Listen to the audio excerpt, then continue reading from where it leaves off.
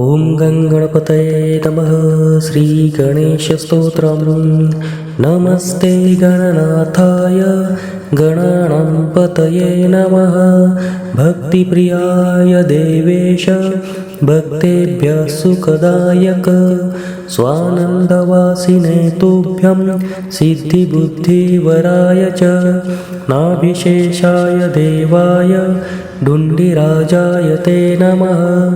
वरदाभयहस्ताय नमः परशुधारिणे नमस्ते शुनिहस्ताय नाभिशेषाय ते नमः। अनामयाय सर्वाय सर्वपूज्याय ते नमः।